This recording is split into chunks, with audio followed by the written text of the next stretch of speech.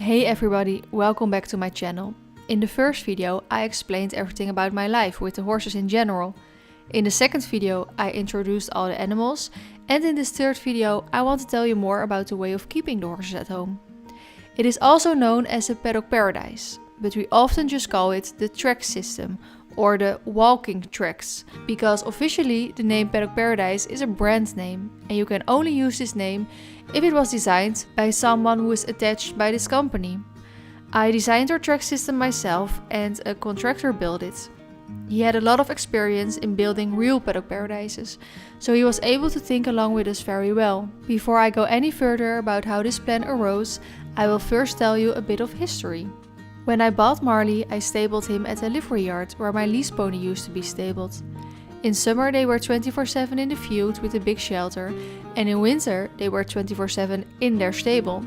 Since I was only 14 years old, I didn't know better, but as I was getting older and learning more about horses, I noticed that this was not how I wanted to keep my horse. So for years I had Marley stabled at multiple livery yards since I moved 3 times between the age 19 and 23, where he was always outside during the day and stabled during the night.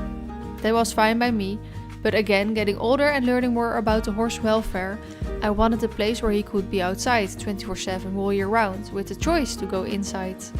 Since Sjoerd and I were planning to buy a house, I was insisting it had to be big enough to have Marley at home. So we searched for a while and we found this home.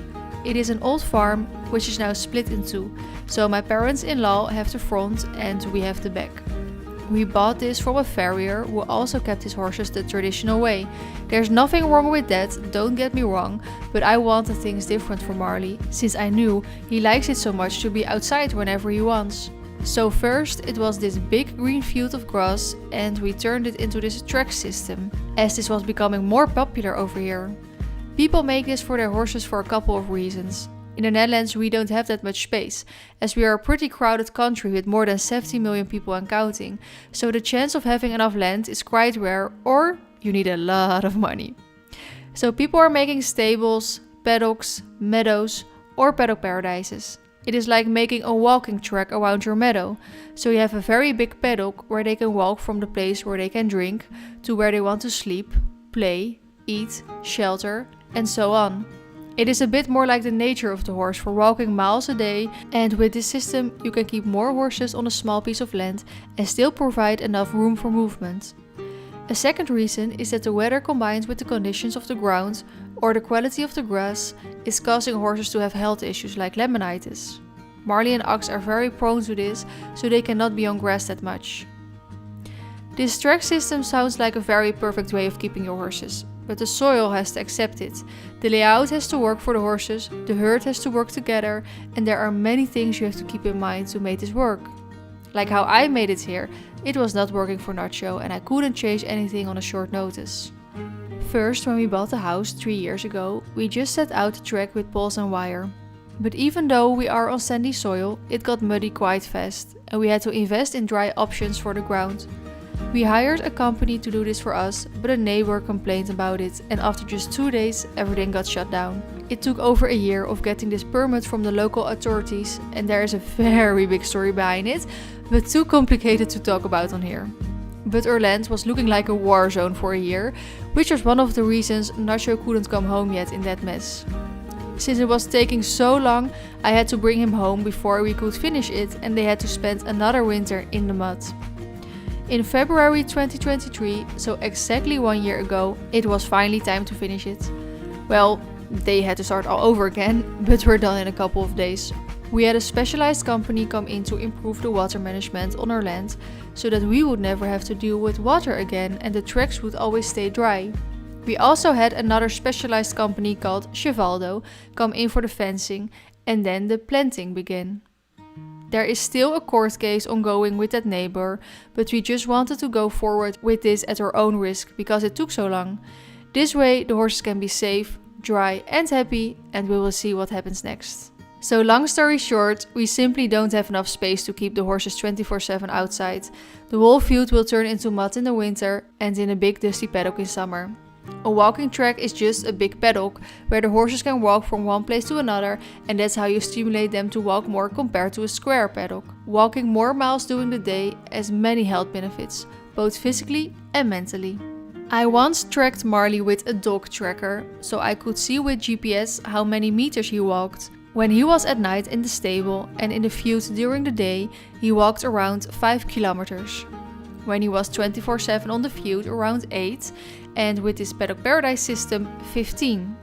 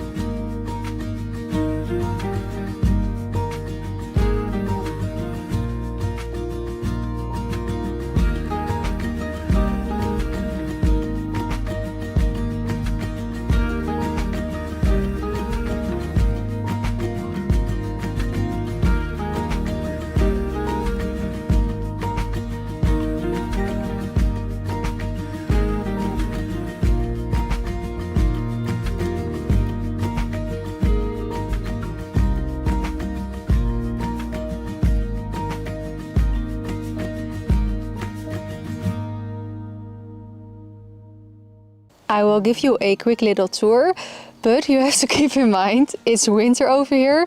It's the ugliest at this time, so you have to visualize when it's summer or when the sun is shining or when everything is green. But on the other side, now you can really see the function of the land. With the tracks being higher and the meadows being lower, you can really see the function now. Looking at our place, it is shaped a bit like the figure 8. In this way I can have 3 little meadows where they can eat grass in the summer, and everything is connected with little gates. So I can ride a cross-country course or a driving course on our little piece of land. We start at the front where the walk-in stable is located. We have a special form of ground cover called Bio-Waldbodem, and it's original from Germany. Also the horses get their food in here, so we have 4 buckets, since, well, Nacho used to stand here of course, but we only use 3 of them. Next to our walk-in stable we have our manure pile, and it's illegal right now, but we bought it like this and it's laying here for over 30 years, so we want to relocate it.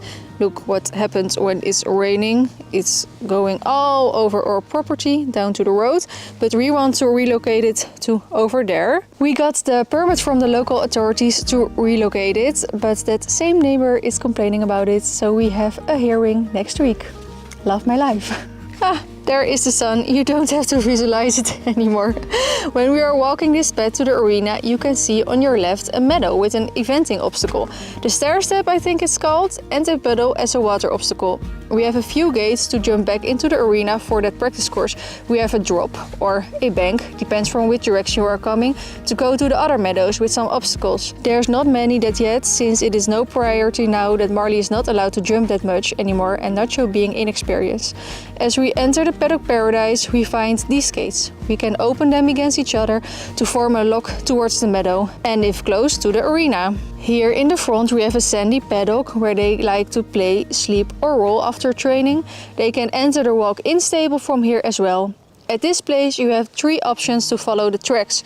When we are going straight on, you are following this swinging path, which is also from sandy soil, and if you turn left you will enter the semi-paved track. We made a little hill at this place so we could jump into the arena, and the horses like to have a lookout place.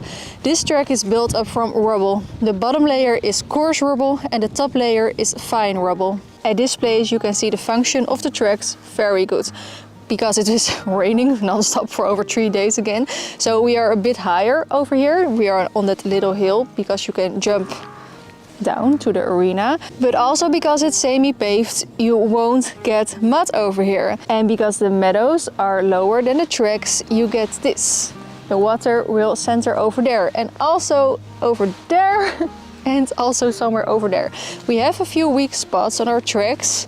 That is on the sandy track over there. We have a bit of water, and before the walk-in stable over here. But it just needs to stop for one day with raining and it's dry again. Of course, you can just lay out a track around your meadow and don't do anything with the ground, but it only works if you have a lot of ground and not that many horses on it. Because at the place where the horses will walk a lot, you get this peak loads. This compacts the soil and prevents water from draining away. And that's how you get mud. But we also suffer from rainwater that falls on the higher grounds next to us. We are on a small hill. In the Netherlands we call this a big hill, and apart from the road we are the lowest point. So when it rains heavily we get all that water also over our property, like a kind of flood. For that reason we have made a ditch and a puddle at this place, so that the horses can also drink from it. If we walk further, we already arrive at the back. On this sand hill they like to sleep, like Siski is now doing. At first we didn't understand because it is right next to the road. But when they stand on a hill they have a better overview, and since they are prey animals this is a very important part for them. This track next to the road is the longest, so they can really take a gallop over it.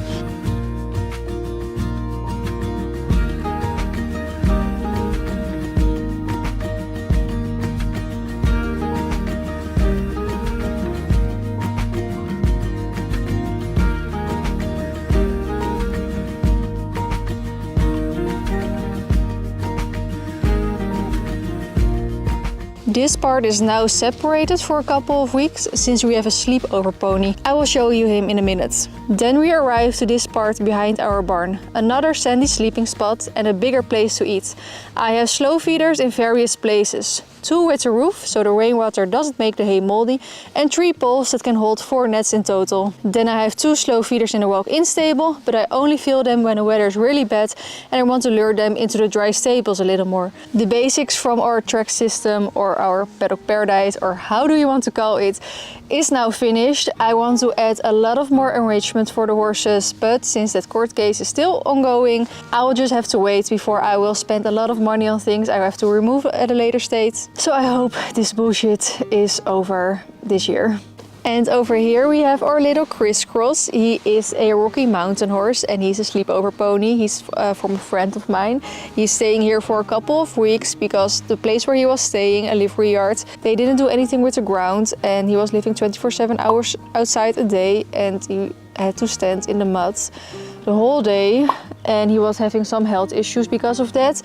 So she searched for a new stable, but she only could move to there in a few weeks. So she was asking me if maybe Chris could stand over here for that few weeks, so he didn't have to stand in the mud anymore. So we have a little sleepover pony over here, and he is standing separate from my ponies, since Marley is very protective of his mares. Maybe if everything is going very well coming days, I will put them together, but for now they will have to stand separate. If we have learned one thing of keeping multiple horses in a mixed herd, then it's they want to eat together but not at the same feeder. So someone explained to me, you have to visualize this being a restaurant. The horses want to eat at the same restaurant, but they don't want to eat at the same table. So you are making more tables in the same restaurant. So this is a restaurant, and this one is the big table, and then the poles with the hay nets are the little tables. So they can eat together but not at the same table, and that's why we have another restaurant over there, and we have a restaurant over there with multiple tables. And in this way you can keep the horses happy and they don't have to fight about who is allowed to eat at this feeder. And just by following the track we are already coming back to the start.